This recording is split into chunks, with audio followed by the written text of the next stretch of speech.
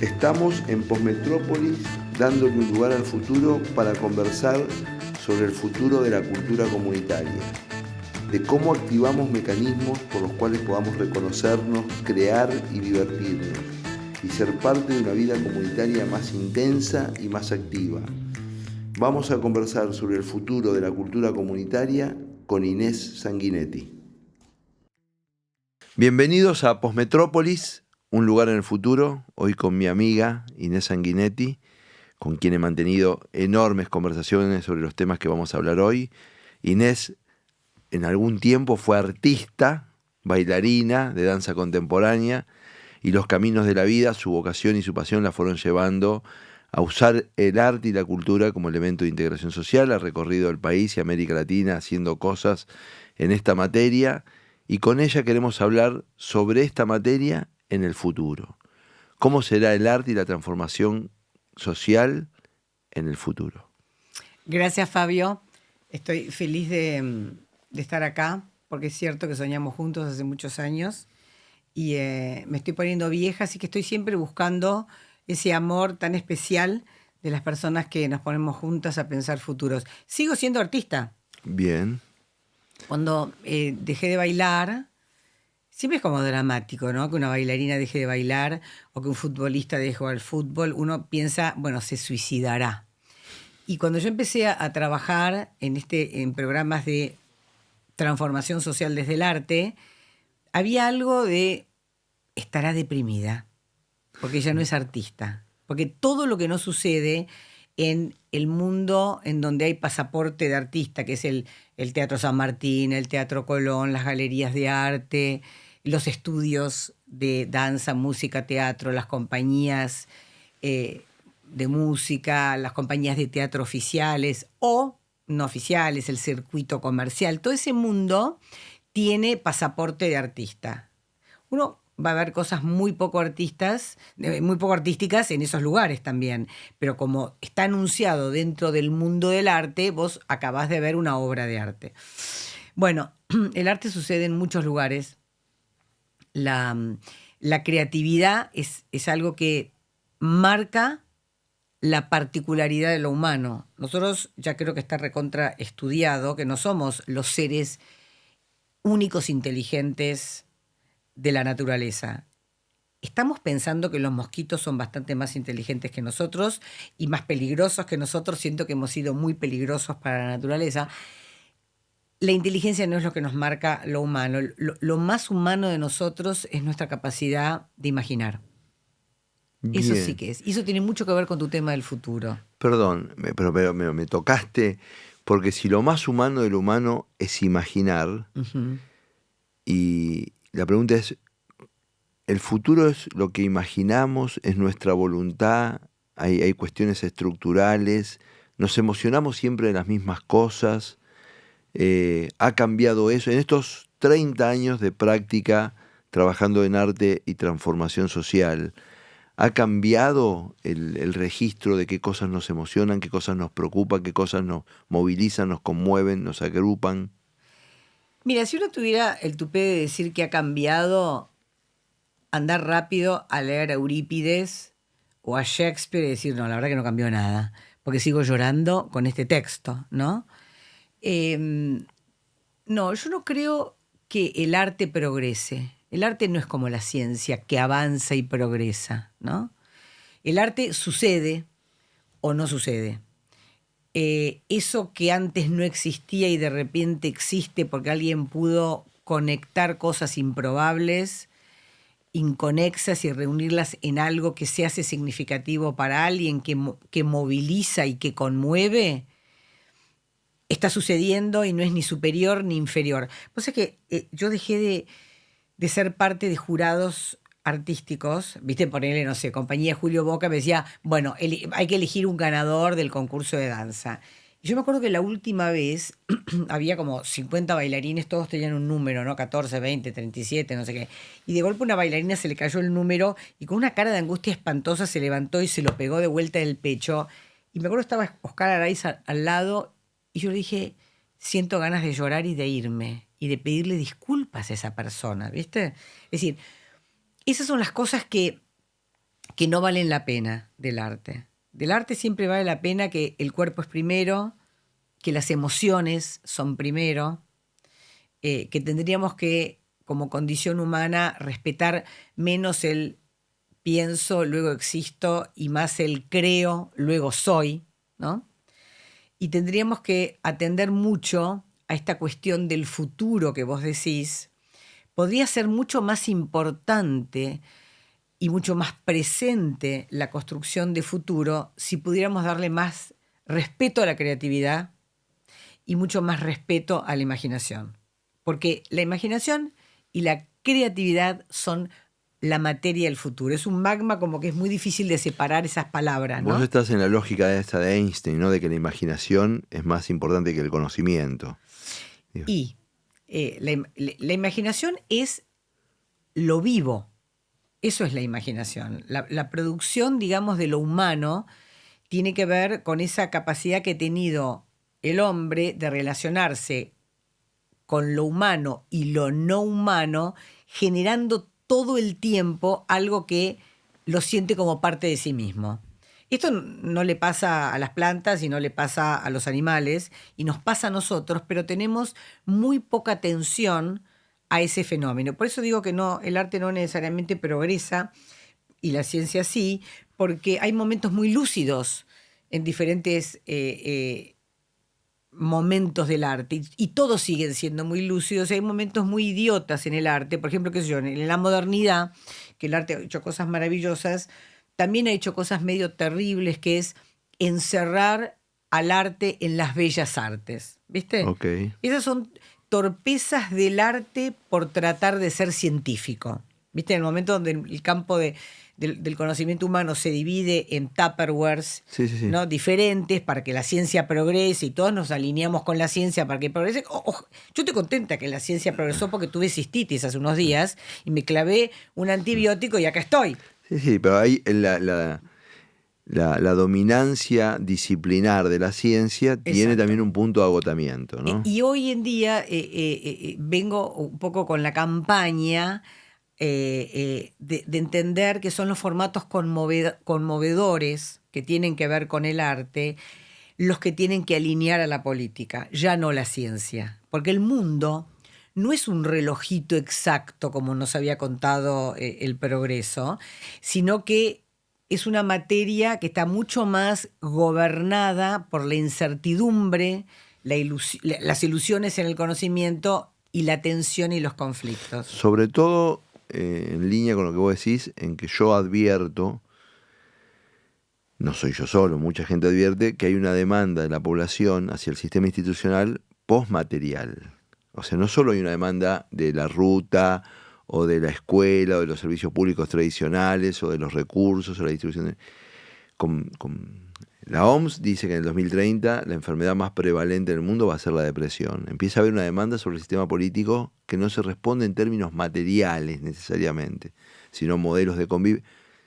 Esto dicho con el respeto de países donde hay un montón de cuestiones materiales irresueltas, incluidos el nuestro, ¿no? Uh-huh. Que tienen, no sé si decir la prioridad, pero decir es nuestra agenda política irresuelta y por lo tanto nos tenemos que ocupar. Pero pareciera ser que en la lógica esta de que no es un relojito, si no estamos bien como personas, si no estamos bien como sociedad, si no podemos dialogar bien, si no podemos convivir bien, es probable que tengamos más dificultades para conseguir buenos resultados. Pero, mira, a mí me hace gracia que ahora la gente está aterrada con la inteligencia artificial y la robótica porque dicen los robots nos van a empezar a reemplazar. Y yo digo, pero no, señoras y señores, nosotros durante la era del progreso nos vimos a nosotros como robots. Ahora, como hay robots, podemos decir soy lo otro del robot y empezar a entender la subjetividad humana. te cuento que estamos trabajando en eso. Estamos hace 3 años investigando con psiquiatras y artistas los temas referidos a ansiedad y depresión.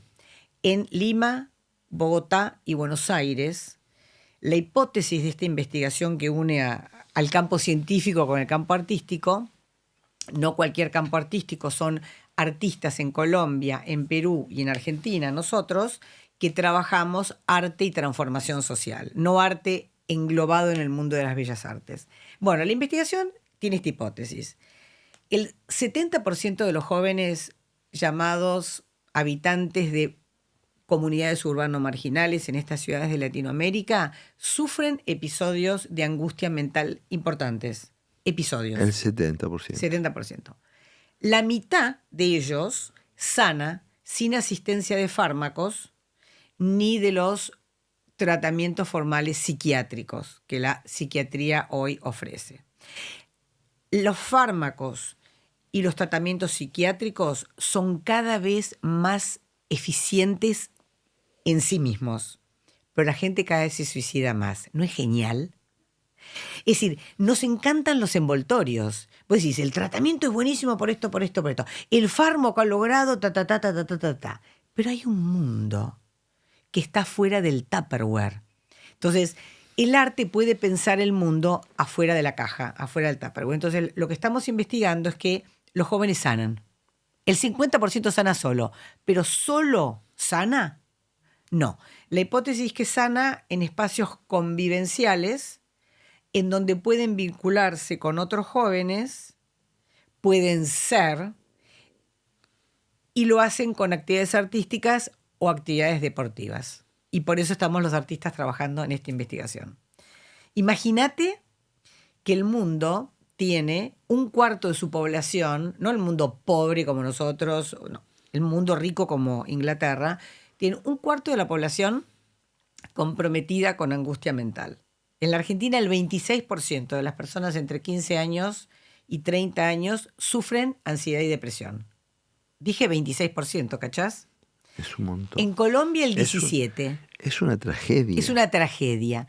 Pero vos vas a las familias o vas a las comunidades barriales o vas a las escuelas y dicen, no, yo sé que ese problema lo tiene la sociedad. ¿Sabés que en esta escuela no?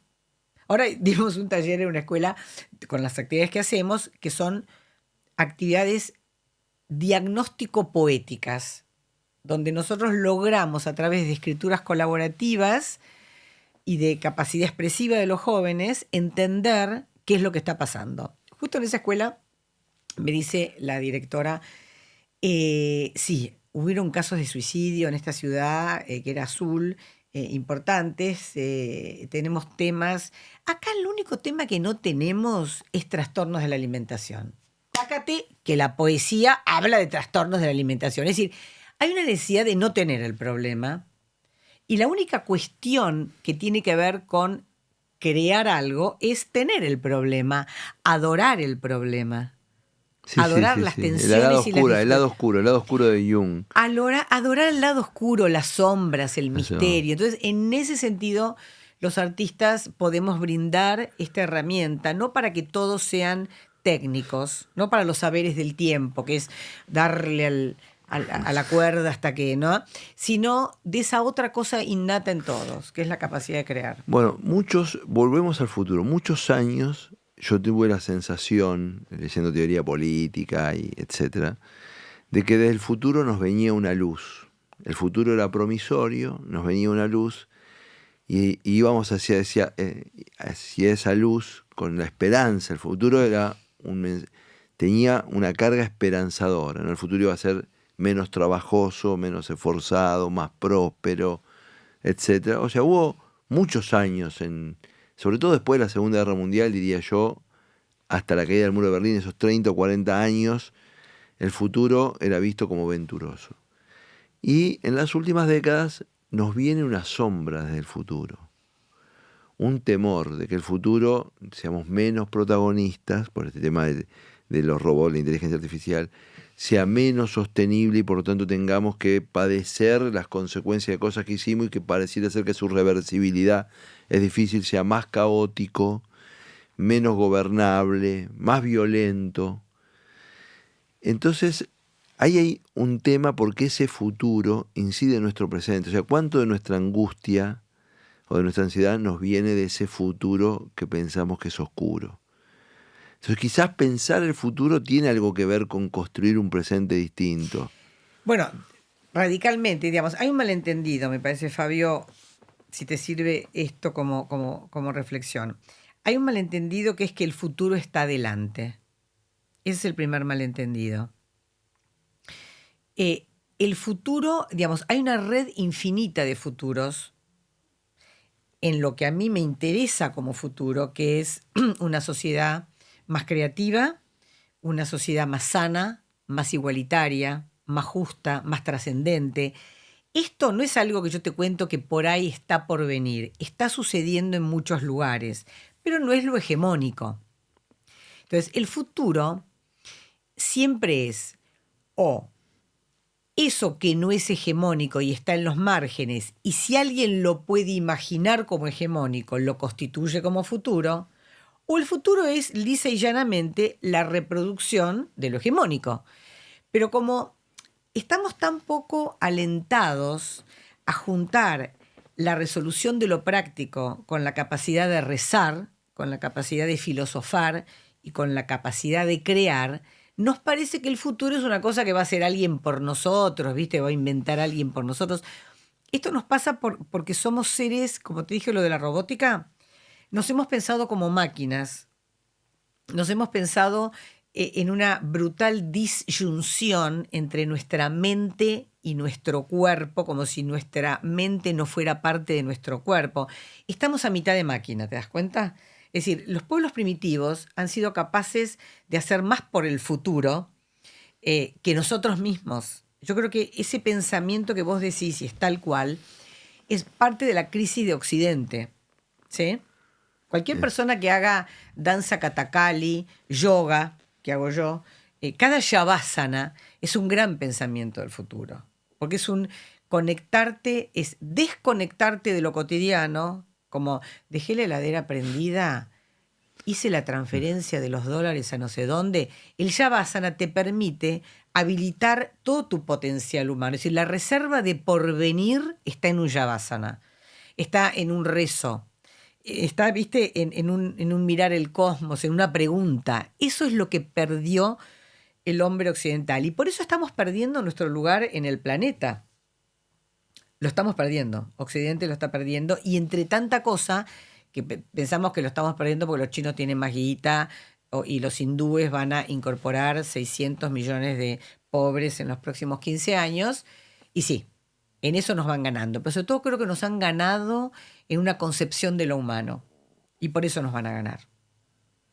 Vos sabés que yo desde hace muchos años, no sé si de manera acertada o desacertada, pero hace muchos años renuncié a la idea de que el futuro fuera la proyección del presente. Siempre conmovido por lo tecnológico, etcétera, dije, bueno, no, el futuro no es esta historia que sigue como linealmente. Pero lo decía así como una frase hecha. El futuro no es la proyección del presente. Siempre pensando en lo tecnológico como lo central en la transformación entre el hoy y el mañana. Pero cada vez más, con esto y con estas cosas que señalás vos, creo que el cambio no va a ser tecnológico. Lo tecnológico es un contexto. El cambio es un cambio actitudinal, digamos, inclusive respecto de qué hacemos con lo tecnológico, si apagamos el celular y lo dejamos afuera antes de ir a dormir o no lo apagamos, si tenemos algún registro de cuánto tiempo pasamos frente a la pantalla o no tenemos. O sea, la pantalla ya está, la capacidad de transmisión de la información ya está, la inteligencia artificial está. El determinante es cómo nosotros nos adaptamos, nos educamos, nos preparamos o simplemente vivimos en ese contexto. Vos que trabajás en arte y transformación social, ¿por qué eso? Yo siento que no se puede enseñar, no puede haber una clase de cuidado con las pantallas. O sea, eso se vive, me parece que se incorpora de otra manera. Por eso es tan difícil incorporarlo, porque nosotros queremos incorporarlo bajo una metodología que me parece que es estéril, no sé. Claro, Se puede, por supuesto. Yo trabajo en el cuidado con las pantallas, justamente. Eso es ludopatía, adicción a la Hoy en día hay pantalla, un tema tremendo con las ludopatías en las escuelas, pero yo nunca anuncio que voy a trabajar. Hola, ¿qué tal, jóvenes? Vamos a trabajar prevención y cuidado con las pantallas. No. Yo digo, hola, ¿qué tal, jóvenes? ¿Podrías decir hijo o hija de quién sos pensando que ese legado a veces es una piedra, una mochila insoportable en tu vida y por otro lado algo que te ha hecho quien sos? Y hago preguntas de ese tipo y se alejan de las pantallas y contestan: soy hija de mi hermana que siempre está y me enseña cosas nuevas, y también soy hija de la crianza que me dio mi abuela. Sentí miedo a la infancia cuando no encontraba con quién hablar. Soy hijo de las personas que siempre estuvieron para mí y también soy hijo de los mandatos impuestos por otros. Vengo del futuro para decirte que no te olvides de hablar de las cosas que no querías que pasaran sin tu consentimiento. Esto último que acabo de mencionar es una denuncia de abuso.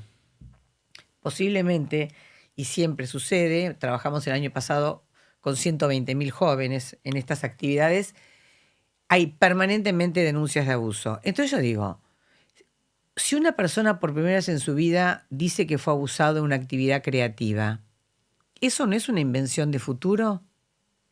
¿Eso no es dar vuelta a un trauma infantil habilitando una posibilidad de futuro que no estaba ahí? Lo es. Entonces hay una maravillosa manera de insistir y persistir en el acto creativo, que esa es la gran producción de futuro. Porque inclusive te digo, si me pongo del lado del statu quo y me pongo del lado de la conservación de lo hegemónico, también tengo que ser creativo. Que todo cambie para que nada cambie. Ese fue Maquiavelo, ¿no? Sí, ¿Quién carajo dijo eso? ¿Maquiavelo fue? Bueno, no. gran estadista de la época de las guerras mundiales, ¿no? Yo creo que fue Maquiavelo. Que todo cambie para que nada cambie. Es decir, aún en el pensamiento de que no haya cambio, El gato pardo, el gato pardo, Lampedusa. Lampedusa, tiene que haber cambio permanentemente porque somos seres mutantes, pero hay algo en nuestra cultura que nos hace mirarnos de otra manera.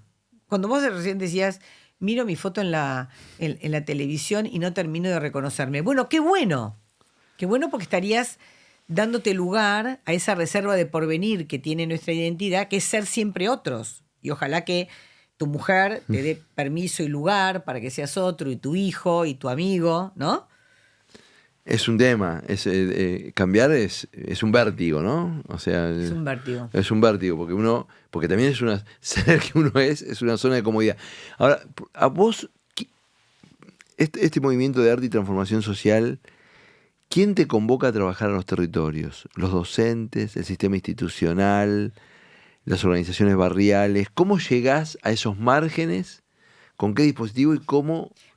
Para contarle a nuestros oyentes, imagínense que yo venía del mundo de la danza contemporánea, de los circuitos que acabo de mencionar, de las repúblicas del arte, el Teatro San Martín, las giras internacionales a Europa. Yo trabajé con gente brillante, no más o menos. Gustavo Lesgart, que fue mi compañero de danza de años, es hoy el director de la Compañía Nacional de Danza Contemporánea. El grupo con el que bailé años se llamó Núcleo Danza. Margarita y Susana son dos genios del mundo del arte contemporáneo en Argentina. Bueno, cada uno en su especialidad. Pero yo rompí con eso y me fui a barrios muy, muy pobres del conurbano bonaerense a hacer una oferta de música, de danza, de canto, de teatro, de fabricación de instrumentos musicales, etcétera. Eso duró como 15 años. Esos jóvenes se hicieron artistas. Muchos que no se hicieron artistas pudieron desarrollar un proyecto de vida por fuera de esa identidad dañada, sos un negro del barrio. Y dijimos, esto lo tenemos que llevar a la educación pública. Hace ya como 14 años que estoy trabajando con los sistemas formales de educación y con los sistemas formales de salud mental. Y nos llaman. Sí nos llaman. Nos llaman porque hay un problema en las escuelas, que es el agotamiento del sistema educativo, el absoluto agotamiento del sistema educativo y el reconocimiento del mundo docente de la necesidad de nuevas didácticas. ¿Qué quieres decir? Porque con el agotamiento del sistema educativo. Digo que no hay más Por pacto ejemplo, educativo. yo veo que hay pibes y pibas, pongo el ejemplo de pibes, también pasa con adultos, que van a la escuela y no aprenden. No logran aprender. O sea, el dispositivo que pensamos que estaba construido para que incorporen un conjunto de conocimientos, habilidades y saberes. Iban por dos cosas a la escuela. Iban a ser alfabetizados, comprensión de textos, escritura y cálculo, e iban a convertirse en ciudadanos. Así es.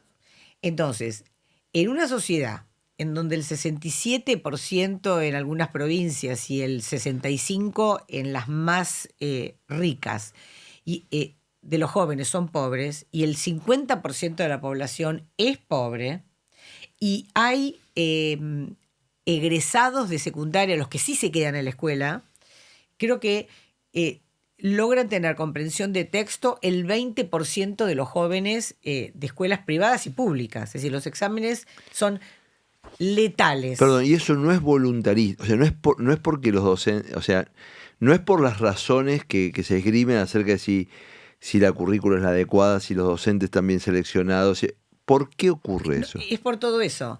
Digamos, lo mismo que vos debés percibir en el Congreso, que es que hay diputados que cumplen su función haciendo como qué, y en realidad no están cumpliendo su función. Bueno, con los docentes pasa lo mismo, y también pasa lo que pasa en el Parlamento, que es que si vos sos un diputado demasiado sobresaliente en cumplir tu propósito, sos un diputado no orgánico y el sistema te va a expulsar.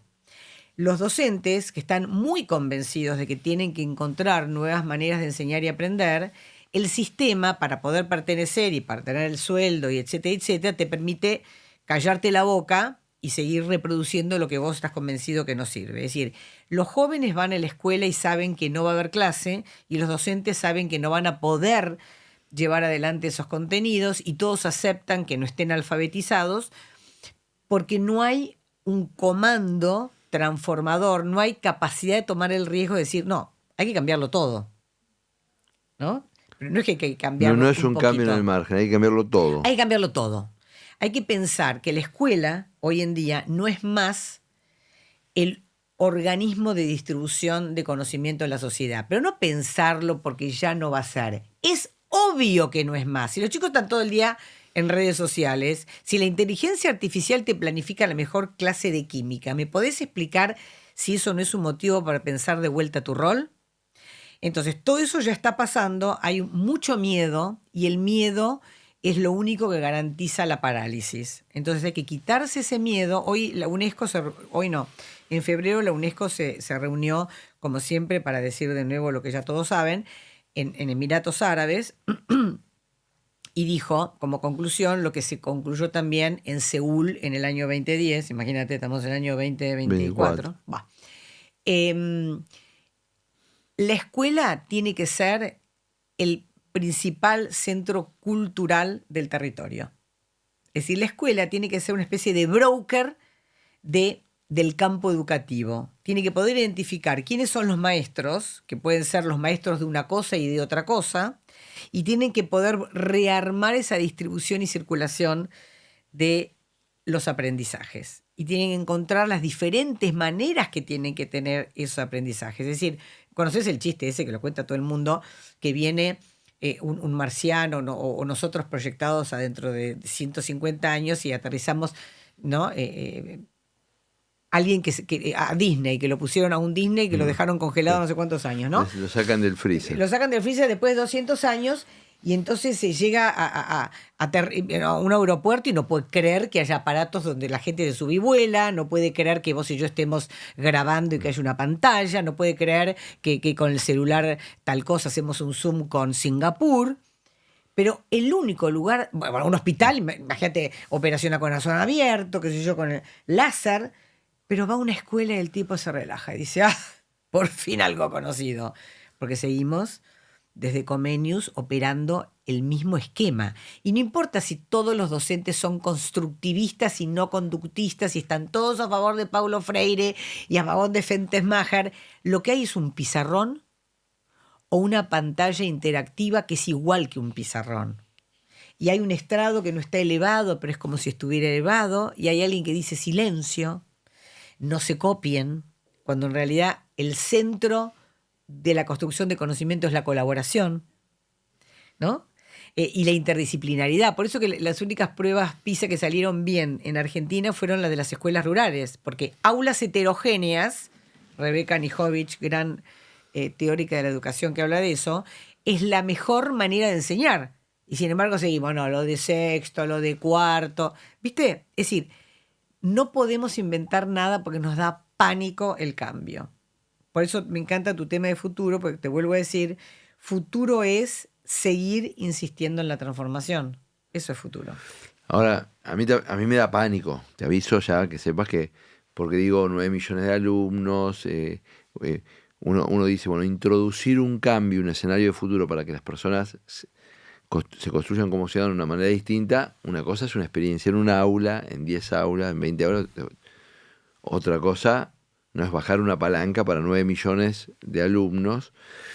Pero si nos tomamos, como digo yo, si desde hoy nos tomamos 5 años para prepararnos, capaz lo podemos hacer. Si no empezamos, nunca llegamos. Y vos, te hago una pregunta, ¿cuál es la receptividad? Cuando vos nos llaman. La receptividad es total. Ahora termino con vos y hay 75 docentes de la Ciudad de Azul, que para la Ciudad de Azul, que tiene 35.000 habitantes, es un número. Nosotros fuimos a la Ciudad de Azul y en una semana nos dedicamos a encontrarnos con 7 escuelas secundarias y 3 institutos de formación docente. En total fueron 615 o 620 personas. De esas 615, 550 contestaron una encuesta donde les preguntamos... El 90%. Sí, mira, yo soy mala para las matemáticas, 90%. El 90%. Y las personas... El 90% es justo, ¿eh? Justo. Y todos fueron parte de una experiencia muy disruptiva, que es una obra de teatro breve sobre ansiedad y depresión, y una serie de actividades creativas y lúdicas que hicieron en grupos de 80, 120, 60, en donde pusieron en juego su capacidad de conectarse consigo mismo, su capacidad de relacionarse con otros, de colaborar con otros, pensaran igual o diferente, y de actuar transformaciones. Los resultados del test son brutales y entonces ahora les vamos a dar una capacitación a 75 docentes que operarán como agentes transformadores en Azul, porque hubieron 5 suicidios que los impactaron mucho. ¿5? ¿En qué periodo de tiempo? En el periodo de un mes. ¿En serio? Fue tremendo. Entonces se asustaron mucho. Es muy fuerte lo que es muy fuerte. Entonces lo que va a pasar ahora es que va a haber 75 especialistas en salud mezclados con docentes que en no sé cuántos lugares todavía, pero serán por lo menos en 30 lugares de la ciudad, espacios deportivos, plazas, reuniones de padres, aulas, van a hacer actividades de prevención de la angustia mental como una manera de dar una respuesta colaborativa a la cuestión de la depresión en Azul. Entonces la gente está redispuesta, Fabio, redispuesta. El tema es que hagas la oferta sin miedo. Eso es. Porque como decís, no, porque primero lo pensamos nosotros y después opera. No, la exploración siempre opera haciendo pequeñas pruebas. Una obra se hace así. Vos, ¿qué es crear? Es experimentar. Experimentar es salir de un perímetro para meterte en otro territorio.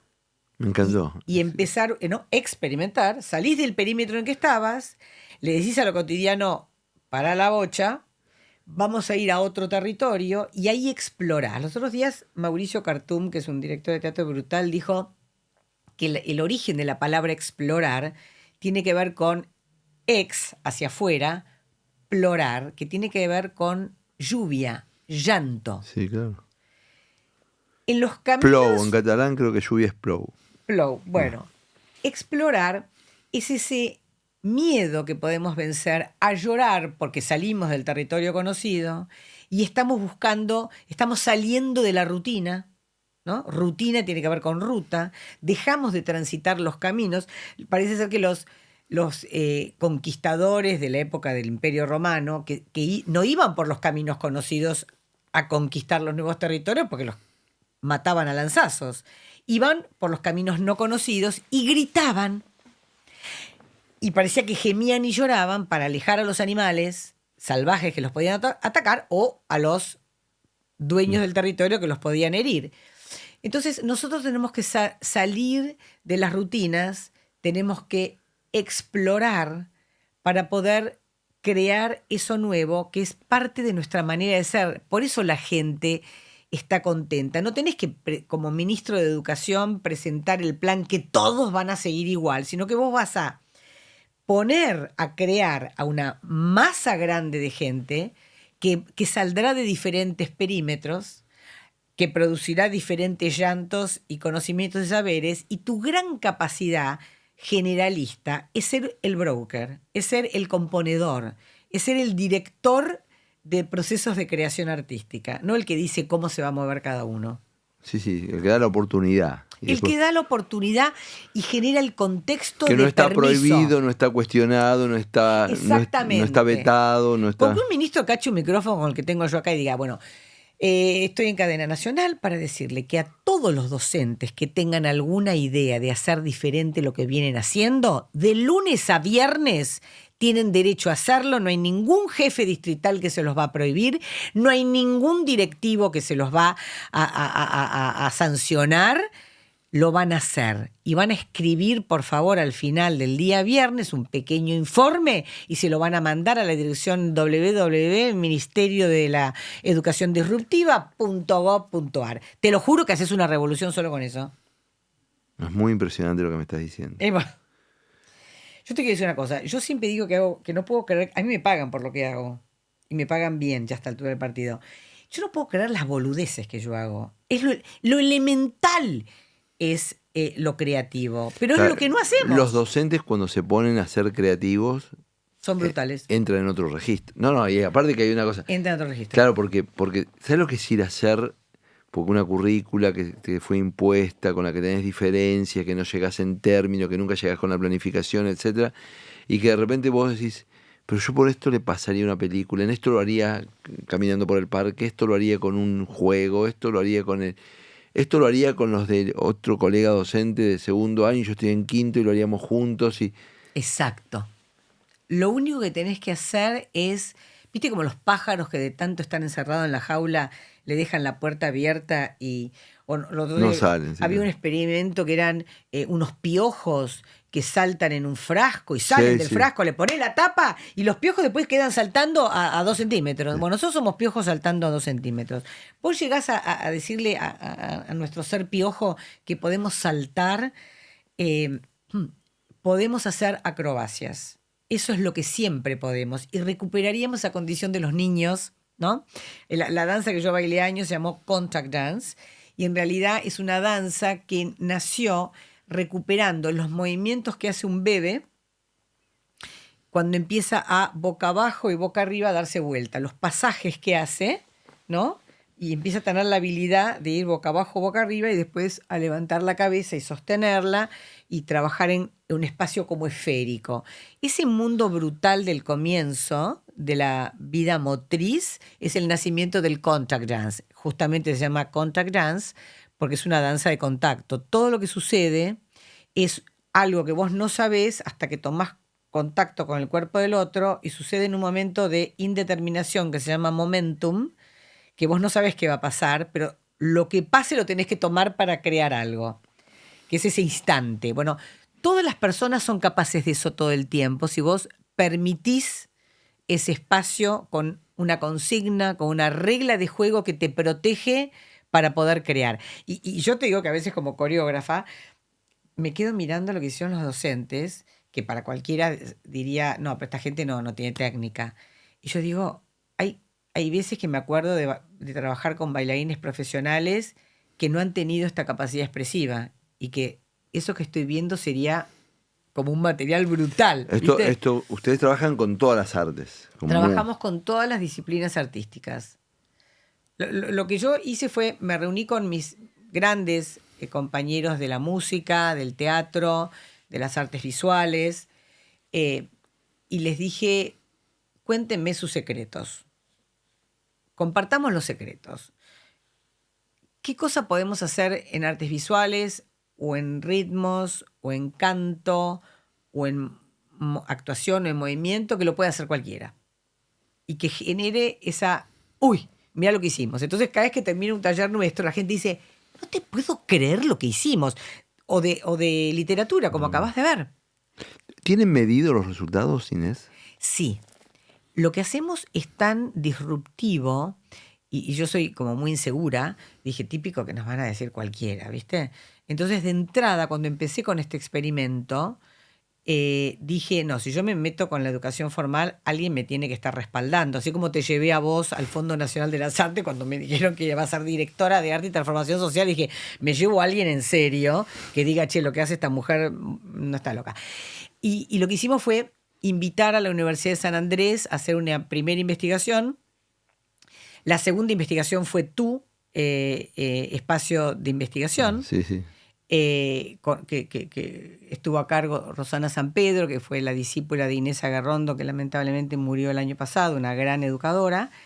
Y el tercero fue Flaxo, y ahora estamos trabajando con Queen Mary University y la UBA en esta investigación sobre salud mental. Siempre tenemos alguien que está midiendo académicamente los resultados, y nosotros, cada taller que damos, hacemos una evaluación. Somos grandes defensores de la evaluación, es decir, ¿cuál fue el resultado de esta acción? Y ahora, como todo esto es muy innovativo y a nadie le importa un huevo, o digamos a los tomadores de decisión no les importa, yo me colgué de un mundo de evaluación internacional que se llama Inner Goal Developments, que es, miden los resultados de las acciones innovativas no por sus resultados instrumentales, como por ejemplo, bueno, que vale la pena, trabajó tantos años en la cava. ¿Cuánta gente en la cava que no tenía trabajo ahora tiene? Instrumental. ¿Cuánta gente que no tenía baño en la cava ahora tiene? Instrumental. ¿Cuánta gente que estaba colgada de la electricidad ya no se cuelga? Instrumental. El Inner Goal Development está promoviendo que muchas organizaciones empecemos a medir la transformación de la subjetividad, que es being, mundo interior, ¿no? ¿Qué cosa percibí de mí diferente hoy, que no sabía de mí y ahora sé? Thinking, que es qué cosa aprendí de manera diferente y lo reconozco como un aprendizaje. Relating, que es me relacioné con las otras personas. Collaborating, que es pude colaborar con personas diferentes o con personas que antes conocía haciendo cosas diferentes. Y acting, que es actuar transformaciones. Hoy me encontré a mí misma o a mí mismo haciendo algo diferente que como lo venía haciendo. Por ejemplo, en las comunidades terapéuticas a mí me impresionó que los resultados de estos 5 niveles, dimensiones de análisis, la que los pacientes reconocieron como de mayor impacto es actuar diferente. Imagínate. Te hago una pregunta, y yo sé que lo funcional pasaste a este plano, pero yo advierto que los déficits que la educación tiene, que medimos, que no comprenden texto, etc., hay un proceso de traslación de esos déficits a otros problemas. O sea, personas con insuficiente formación, con dificultad de ingreso al mercado de trabajo, que a su vez no pueden controlar las trayectorias educativas de sus hijos. En una traslación generacional de un problema severo.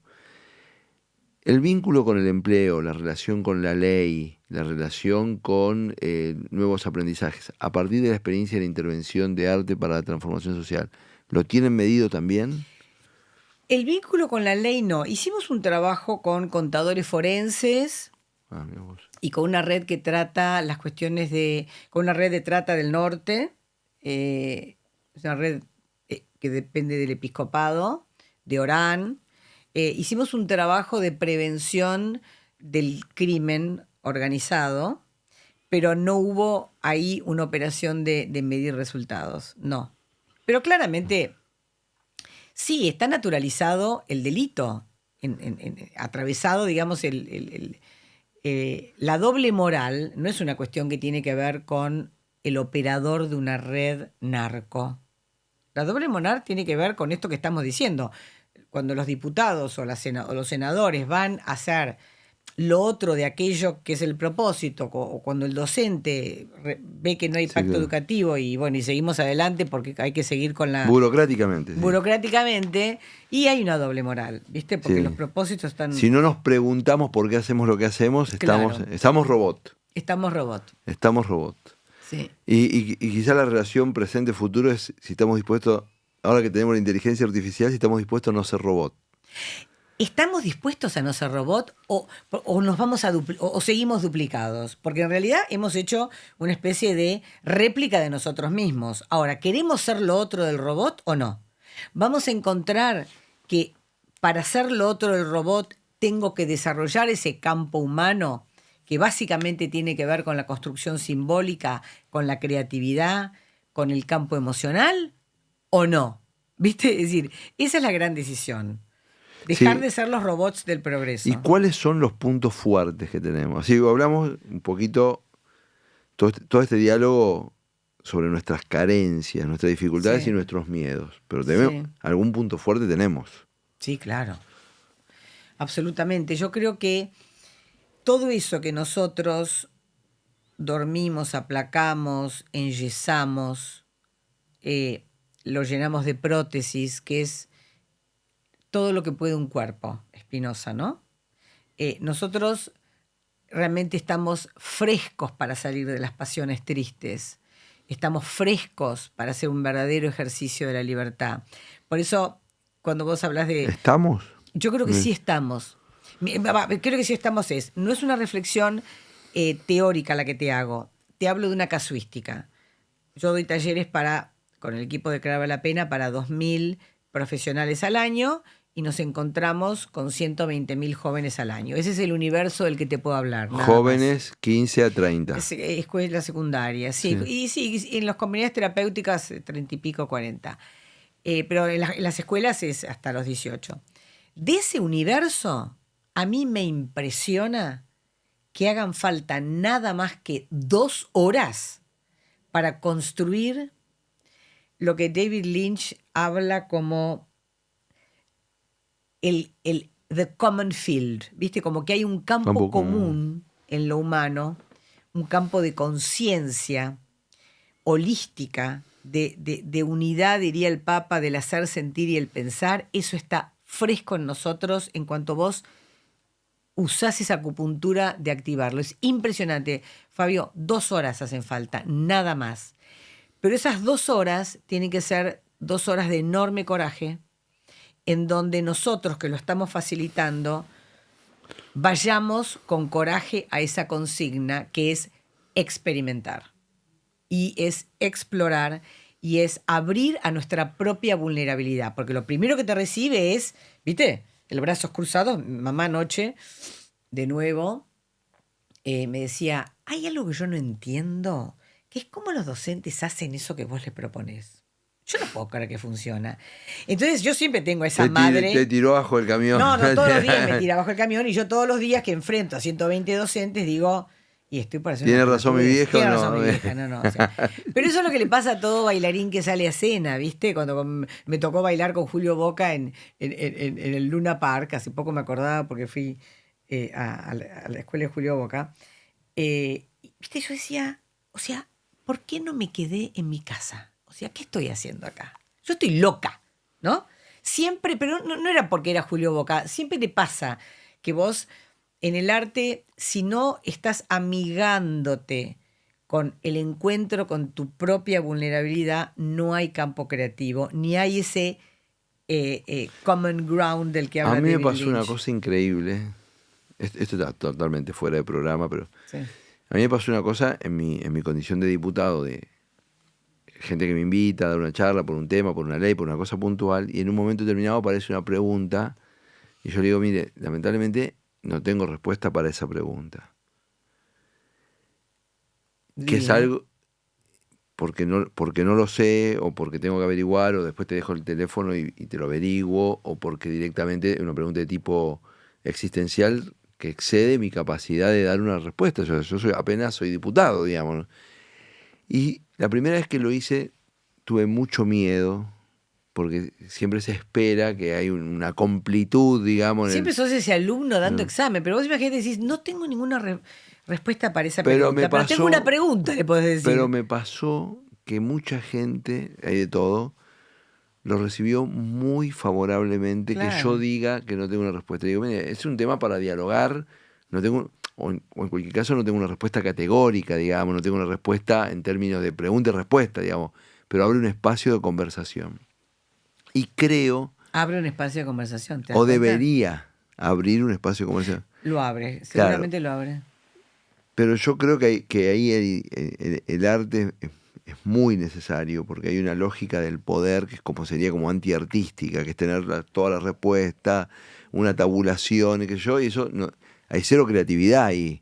Ahí no puede emerger nada nuevo, porque ya alguien lo pensó y A más B es C y ya está. Y yo me parece que una de las cosas que le está pasando a las políticas públicas en el mundo es su creciente ineficacia. Entonces, y nosotros, y todos los que hablamos en nombre de que estudiamos, leímos los papers, las referencias internacionales, la última información, etcétera, etcétera, no asumimos que es un tema de vida cotidiana, porque la creciente ineficacia de las políticas públicas es parte de los elementos que legitiman el discurso antiinstitucionalista. Es decir, las instituciones son el problema. No, como si alguien dijera, la escuela es el problema. Claro. ¿Me explico? El hospital es el problema. Tal cual. Pero hay una posibilidad de movilizar la escuela hacia otra escuela. Perdón, Guterres, Sí. que es el director de Naciones Unidas, dijo, y yo dije, en ese momento yo me hubiera tirado al piso si estaba, viste, presente ahí, no pasó nada. El tipo dijo, nosotros no podemos dar respuesta a Gaza e Israel porque nosotros somos parte del problema. Yo en ese momento dije, bueno, pongan ahora ópera, o sea, es brutal lo que dijo, pero todo el mundo dijo, bueno, le dan la pastilla por favor a Guterres y nos olvidamos que Guterres dijo eso, nadie reprodujo eso. Dijo eso. Fue un aullido, ¿entendés? Fue como un grito tipo Tarzán de la selva y pasó como nada, acá no pasó nada. Fingieron todos demencia. Imagínate, ¿no? Una maravilla. Ahora, tenemos muchos instrumentos para hacer política pública como nunca tuvimos. Tenemos todo el tiempo, todo, antes de morirnos. Pero no nos tomamos en serio la muerte. Entonces armamos como pequeñas muertes para acostumbrarnos a estar muertos, ¿viste? Que eso es lo que yo le digo a mamá. Es una buena pregunta. ¿Ya estás acostumbrado a estar muerto? Claro, que pasa a mí me pasa que soy medio nerd y cuando hay comidas así, qué sé yo estoy pensando todo el tiempo, bueno, ¿en qué momento digo, che, no está pasando nada, acá estamos todos muertos? ¿Por qué no dejamos de hablar boludeces y exponemos algo? Pero socialmente me cuesta porque tengo ganas de no ser insoportable. Las boludeces entretienen también. Sí, pero un rato, ¿viste? Hablar de si el camembert está caliente, más rico o frío, ¿viste? No da. Bueno, Inés, vos sabés que a mí me encanta hablar con vos. Lo pasamos bien, ¿no? La pasamos bien. Hoy exploramos cosas raras. Sí. Esperemos que la pobre audiencia tenga ganas de haber venido en estos devenires con nosotros, no sé. Mira, van pasando los episodios y lo que está claro es que no sabemos lo que es el futuro. Eso empieza a estar cada vez más claro, pero que nos queremos animar a que sea lo mejor posible. Para eso concebimos Postmetrópolis. Bueno, que Postmetrópolis clave en su bandera la palabra disfrute. Bien. ¿Cómo hacer un futuro que sea más disfrutable? Exacto. Más alegre, más convivencia. Un tiempo disfrutable. Gracias, Inés, por acompañarnos. Bueno, gracias a vos y a todo tu equipo.